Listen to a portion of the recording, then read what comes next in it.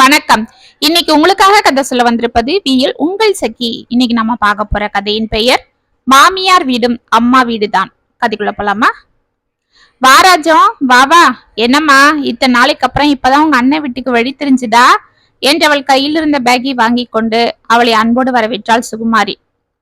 அம்மா இப்ப கூட அத்தைக்கு எங்க வழி தெரிஞ்சது? பஸ் ஸ்டாண்ட்ல இருந்து நான் தானே கூட்டிட்டு வரேன் என்று வண்டியை நிறுத்திவிட்டு சிரித்து கொண்டே உள்ளே வந்தான் கோபி. போதுண்டா கிண்டலு என்று அவனை முதுகில் லேசாக அடித்தாள் ராஜம். ஆமா அண்ணி, அண்ணன் எங்க என்று கேட்டுக்கொண்டே உள்ளே எட்டி பார்த்தாள். அவரு பேரனை ஸ்கூல்ல விட்டுட்டு வர போயிருக்காரு. அந்த வாளுக்கு அவங்க தாத்தா தான் எல்லாம். சரி நீ உள்ள வா, காப்பி சாப்பிடுவ என்று அவள் பெட்டிகளை உள்ளே எடுத்து சென்றாள் சுகுமாரி. இதற்குள் தன் பேரனை பள்ளியில் விட்டு விட்டு வந்த கோபால் வண்டியை வாசலில் நிறுத்திவிட்டு உள்ளே வந்தார். தன் தங்கை ராஜத்தை பார்த்ததும் அவர் முகம் மலர்ந்தது.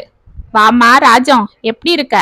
ஊர்ல மாப்பிள்ள அருண், கீதா, குழந்தை எல்லாரும் எப்படி இருக்காங்க என்றார். அண்ணா வாண்ணா, எப்படி இருக்க? நாங்க எல்லாரும் நல்லா இருக்கோம். ஆமா என்ன இது இப்பவும் பார்க்க சின்ன பையன் மாதிரி இருக்க என்று சிரித்தாள். பின்ன எங்க அப்பா காலையில ஜாகிங், சாயங்காலம் வாக்கிங்னு சும்மா உடம்ப ட்ரிம்மா வச்சிட்டு இருப்பாரு இல்ல என்று கூறிக்கொண்டே மாடியில் இருந்து இறங்கி வந்தாள் மலர். வாடி வாலு, என்ன காலேஜுக்கு கிளம்பிட்டியா? கிளம்பிட்டே இருக்கான் அத்தை. ஆமா ஊர்ல அக்கா மாமா எல்லாம் எப்படி இருக்காங்க? குட்டி பொண்ணு எப்படி இருக்கா? அருண் மாமா எப்படி இருக்காங்க? அவங்களையும் கூட்டிட்டு வந்திருக்கலாம் இல்ல? எங்கடி ஆளுக்கு ஒரு பக்கம் ஓடுறாங்க. உங்க மாமா ரிட்டையர்ட் ஆனதுல இருந்து அந்த சோஃபா விட்டு நகர்றது இல்ல. நானும் அப்படி இருந்துட்டா முடியுமா சொல்லு? அதுதான் ஓடியாந்தேன். இதற்குள் சுகுமாரி காப்பி கொண்டு வர அவளை பார்த்த கோபால், எதுக்கு சுகுமாரி? அவளுக்கு டிஃபனே வச்சிடேன், நேரமாகுது இல்ல என்றார். இருக்கட்டுங்க, அவளுக்கு அடிக்கடி காப்பி வேணும். காலையில முதல்ல காப்பியை குடிச்சாதான் அவளுக்கு அன்னைக்கு நாளே நல்லாதா இருக்கும் என்று சிரித்து கொண்டே ராஜத்திடம் காப்பியை நீட்டினாள். எங்க அண்ணி தான் என்னை பத்தி நல்லா தெரிஞ்சு வச்சிருக்காங்க. எங்க அம்மா விட எங்க அண்ணி தான் என்ன ஆசையா பார்த்ததே என்று காப்பியை வாங்கி கொண்டாள் ராஜம். ஆமா கோபி, எங்கடா உன் பொண்டாட்டி ஆளை காணோம்? இதோ வந்துடுவாத்த, மாடியில இருக்கா, ஆபீஸுக்கு கிளம்பிட்டு இருக்கா என்று அவன் கூறிக்கொண்டிருக்கும் போதே ஆபீஸுக்கு தயாராகி ரேவதி கடகடவென படிகளில் இறங்கி வந்தாள். ராஜத்தை பார்த்ததும் சிரித்த முகத்துடன், வாங்க பெரியம்மா, எப்படி இருக்கீங்க? ஊர்ல சித்தப்பா, அண்ணி, அண்ணா, குழந்தை எல்லாரும் நல்லா இருக்காங்களா என்று கேட்டுக்கொண்டு அவள் அருகில் வந்தாள். எல்லாரும் நல்லா இருக்காங்க ரேவதி. ஆமா ஆபீஸுக்கு கிளம்பிட்டியாம்மா? ஆமாம் பெரியம்மா என்று அவளிடம் கூறிவிட்டு, அத்தை சாப்பாடு கட்டிட்டீங்களா என்று தனது மாமியாரை பார்த்தாள். எல்லாம் ரெடியா இருக்கு, 3 பேருக்கும் கட்டி ரெடியா வச்சுட்டேன், எடுத்துக்கோங்க. சரி சீக்கிரம் வாங்க, டிஃபன் சாப்பிடலாம் என்று டைனிங் டேபிள் அருகில் சென்றாள் சுகுமாரி. அனைவரும் வந்து அமர்ந்து கொள்ள, பெரியம்மா நீங்களும் வாங்க என்று குரல் கொடுத்தாள் ரேவதி. தோ வரம்மா என்று கூறிக்கொண்டே சென்று அவள் அருகில் அமர்ந்தாள் ராஜம். அனைவருக்கும் பொங்கலும் கத்திரிக்காய் கொச்சும் பரிமாறிய சுகுமாரி ஹாட் பாக்ஸில் இருந்து உளுந்து வடை எடுத்து வைத்தாள். அதை சாப்பிட்ட ராஜம், ஆஹா வடை பிரமாதம், அதை விட கத்திரிக்காய் கொச்சு பிரமாதம் என்றாள். எல்லாம் என் மருமக கைப்பக்குவம் தான் என்றாள் சுகுமாரி சிரித்து கொண்டு. அப்படியா? ஆமாத்த, என் கண்ணி பிரமாதமா சமைப்பாங்க என்ற மலரை பார்த்து, உன்னை விடவா? நேத்து நீ பண்ண வெஜிடபிள் பிரியாணிய எங்க ஆபீஸ்ல என் ஃப்ரெண்ட்ஸுங்க சாப்பிட்டு என்ன சொன்னாங்க தெரியுமா என்றாள் ரேவதி. இதற்குள், இனிமேலும் தயவு செஞ்சு இந்த மாதிரி சாப்பாடு எங்களுக்கு கொடுத்துடாதுன்னு சொல்லிட்டாங்களா என்றான் கோபி சிரித்து கொண்டு. அண்ணா என்று அவனை முதுகில் அடித்தாள் ரேவதி. அட நீங்க வேற, இவ்வளோ டேஸ்டா உன் சிஸ்டர் இன்ல எப்படி பண்ணா? எங்களுக்கும் அந்த ரெசிபியை கொடுன்னு சொன்னாங்க தெரியுமா என்றாள் ரேவதி. அனைவரும் சிரித்து கொண்டு சாப்பிட்டனர். மாமா சித்துவ ஸ்கூல்ல விட்டுட்டீங்களா? ஏதாவது சாக்லேட் கேட்டு அடம் பிடிச்சிருப்பானே என்றாள் ரேவதி சிரித்து கொண்டு.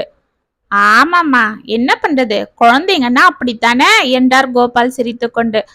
அதுக்குதான் அவன் உங்களை வர சொல்லி அடம் பிடிக்கிறது. இதற்குள் அனைவரும் சாப்பிட்டு முடித்தனர். சரி நான் கிளம்புறேன் மாமா.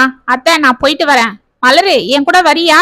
நான் உன்னை பஸ் ஸ்டாண்ட்ல விட்டுடுறேன் என்று தனது நாத்தனாரை அழைத்தாள் ரேவதி. அதோ வந்துடுறேன் அண்ணி என்று அவளும் பேக் எடுத்துக்கொண்டு, எல்லார்கிட்டயும் சொல்லிடுறேன் நான் போயிட்டு வரேன் என்று கிளம்பினாள். அம்மா நானும் கிளம்புறேன் என்று பேக் எடுத்துக்கொண்டு கிளம்பினான் கோபி. அனைவரும் சென்றதும் தானும் சாப்பிட்டு முடித்த சுகுமாரி தனது கணவர் வெளியே ஈசி சேரில் அமர்ந்து கொண்டு செல்லை பார்க்க ராஜத்தை அழைத்து கொண்டு தோட்டத்து வாசலில் சென்று அமர்ந்தாள். ராஜம் இப்படி உட்காரு, இங்க காத்து ஜம்முன்னு வரும். என்று அவளிடம் சற்று நேரம் கதைகள் பேசி கொண்டிருந்தாள். 11 மணி ஆனதும், சரி நான் போய் உனக்கும் உங்க அண்ணனுக்கும் காப்பி போட்டு எடுத்துட்டு வரேன் என்று 2 காப்பியை போட்டு தனது கணவருக்கும் ராஜத்திற்கும் கொடுத்தாள். நானே கேட்கணும்னு இருந்தேன், நீங்களே போட்டுட்டீங்க அண்ணி என்று அதை வாங்கினாள் ராஜம். சரி நான் போய் குக்கர்ல கொஞ்சம் அரிசி வச்சுட்டு வரேன் இரு என்று உள்ளே சென்ற சுகுமாரி குக்கரில் அரிசி வைத்து விட்டு வந்து தனது நாத்தனார் அருகில் அமர்ந்தாள். ஆமா, நீ டிவில சீரியல் எல்லாம் பார்க்க மாட்டியா என்று கையில் இருந்த வேர்க்கடலையை உரிக்க ஆரம்பித்தாள். ராஜமும் அவளுடன் வேர்க்கடலையை உரிக்க திரும்பி அமர்ந்தாள். இல்ல நீ, நான் இந்த சீரியல் எல்லாம் பார்த்தா என் பையன் திட்டுவான். எப்ப பாரு ஒரே சண்டை சச்சரவு அழுக, இதை ஏமா பார்த்து நீங்க டென்ஷன் ஆகுறீங்கன்னு கத்துவான். அதுதான் பாக்குறது இல்ல. ஆமா ராஜம், அவன் சொல்றது சரிதான். அதுதான் நானும் அதெல்லாம் பாக்குறது இல்ல. எல்லாரும் கிளம்பி போனதும் உங்க அண்ணன் பகவத்கீதை நல்ல நல்ல கதையெல்லாம் செல்லுல போடுவாரு. அதை உக்காந்து கேட்டுக்கிட்டு இருப்போம். அப்படியே பொழுது போயிடும், மனசுக்கும் நிம்மதியா இருக்கும் என்றாள். ஆமா அண்ணி. சரி, இந்நேரத்துக்கு குக்கரை வச்சிருக்கீங்க? ஆமா ராஜம், அவங்களுக்கு மட்டும் காலையில செஞ்சு கொடுத்து அனுப்பிடுவேன். உங்க அண்ணனுக்கும் உனக்கும் தான் சூடா இருக்கணுமே சாதம், அதுதான். சாதம் மட்டும் எங்க 2 பேருக்கும் நிதானமா செஞ்சுப்பேன் என்று உள்ளே சென்றாள். மதியம் மூவரும் சாப்பிட்டதும் கோபால் சற்று நேரம் சோஃபாவில் சாய ராஜமும் சுகுமாரியும் அப்படியே கீழே பேசிக்கொண்டு சாய்ந்தனர். மணி 3 எழுந்து சென்று உள்ளே சூடாக வாழைக்காய் பஜ்ஜிகளை தயார் செய்து கொண்டிருந்தாள் சுகுமாரி. என்ன அண்ணி, சாயங்காலம் வாழைக்காய் பஜ்ஜியா என்று அவள் அருகில் வந்து நின்ற ராஜத்தை பார்த்து, ஆமா இரு, நீயும் 2 சூடா சாப்பிடுவ, அப்புறமா காப்பி போட்டு தரேன் என்றாள் சுகுமாரி. இதற்குள் எழுந்து சட்டையை மாட்டிக்கொண்டு, நான் போய் சுத்துவ கூட்டிட்டு வரேன் என்று வெளியே சென்றார் கோபால். அந்த வாலு பையனுக்கு சாயங்காலத்துல சாப்பிட ஸ்நாக்ஸ் வேணும், இல்லைன்னா செல் எடுத்துக்கிட்டு சிப்ஸ் அது இதுன்னு ஆர்டர் போட ஆரம்பிச்சிருவான். அதெல்லாம் வாங்கக்கூடாதுன்னு கோபி திட்டுவான். அதுக்குதான் நானே ஏதாவது செஞ்சிடுவேன் என்று தட்டில் பஜ்ஜிகளை அடுக்கினாள் சுகுமாரி. சற்று நேரத்தில் பாட்டி என்று கத்திக்கொண்டே உள்ளே வந்த சித்து ராஜத்தை பார்த்து அமைதியாகி நின்றான்.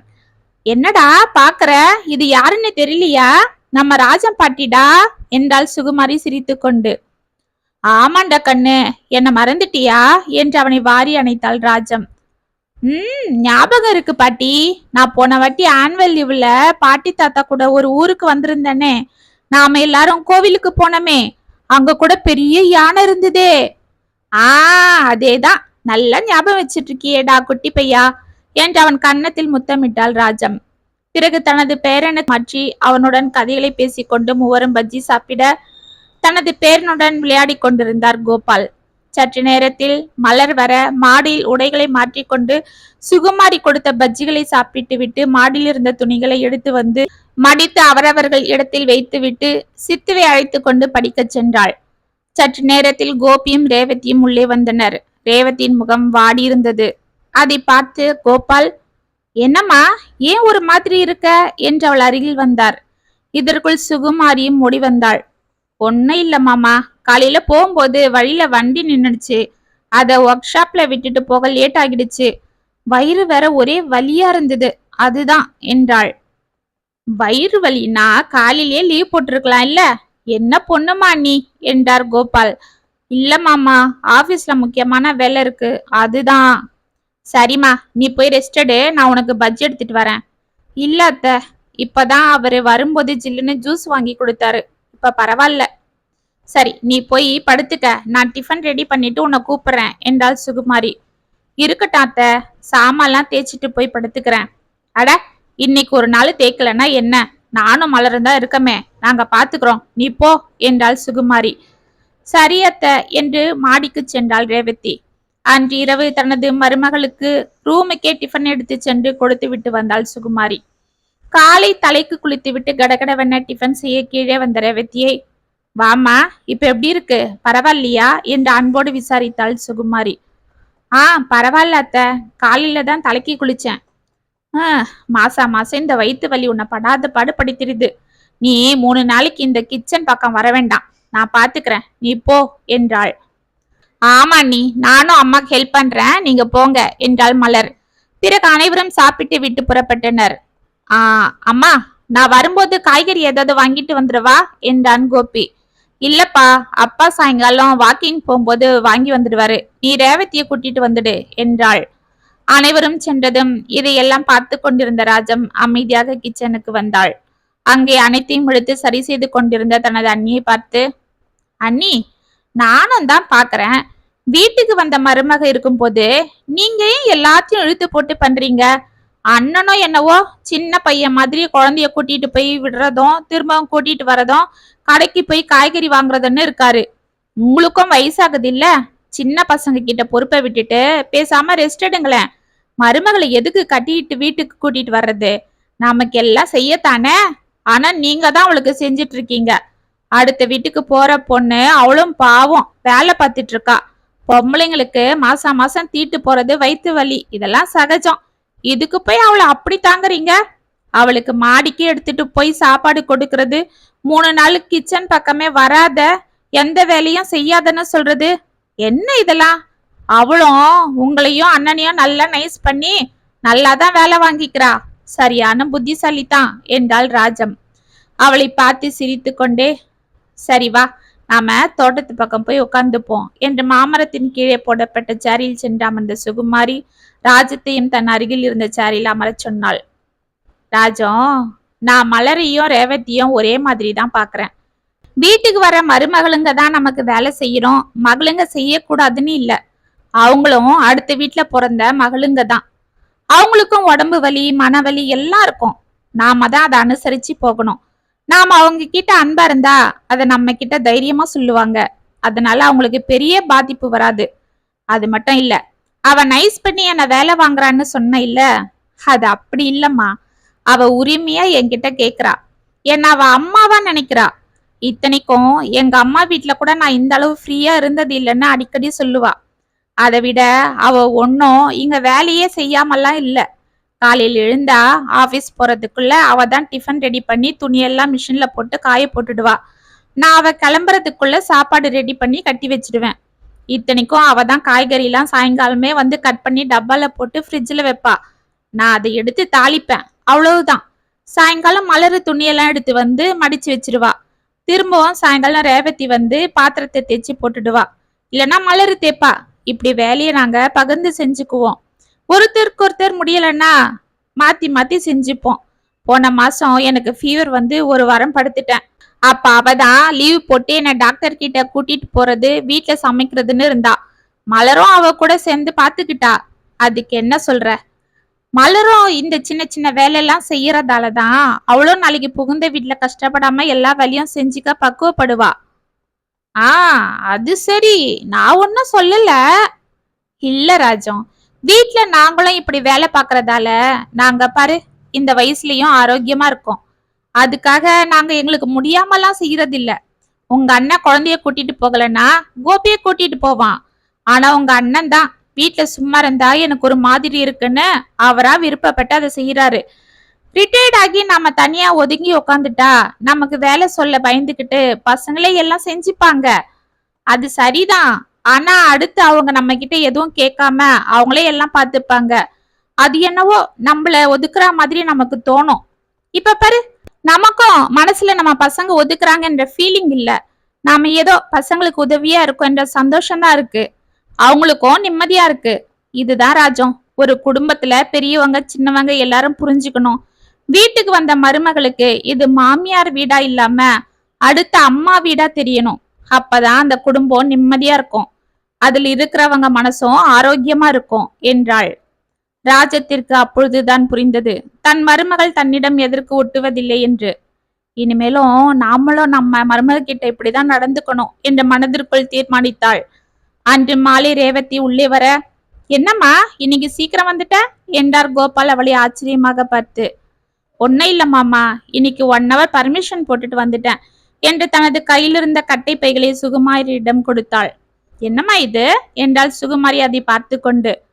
அத்தை, தீபாவளி வருது இல்ல, அதுதான் எல்லாருக்கும் புடவை எடுத்துட்டு வந்தேன். நான் சொன்னனே எங்க ஆபீஸ்ல ஒரு லேடி சாரீஸ்லாம் எடுத்துட்டு வந்து சேல்ஸ் பண்றாங்கன்னு, அது நல்லா இருக்கும், அதுதான் அவங்க கிட்டே வாங்கிட்டேன். அதை பிரித்து பார்த்து சுகுமாரி அதில் 2 பட்டு புடவைகளும் 3 காட்டன் சில்க் சாரிகளும் இருப்பதை பார்த்தாள். என்னம்மா இது 2 பட்டு புடவை இருக்கு?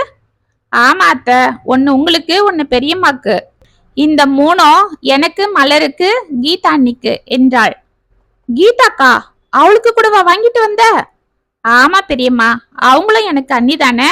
அதுதான் எங்க 3 பேருக்கும் வாங்கிட்டேன். மலரு கனகாம்பரம் கலர் கேட்டா, அதுதான் அதே கலருக்கு சொல்லி வச்சு அவளுக்கு வாங்கினேன். நாளைக்கு அவரு போய் மாமாக்கு சித்துக்கு அவருக்கு எடுத்துட்டு வரேன்னு சொன்னாரு என்றாள்.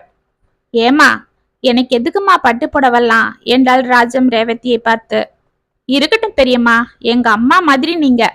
நீங்க வந்ததுக்கு எப்படியும் அத்தையும் மாமாவும் கடைக்கு போய் புடவை எடுப்பாங்க.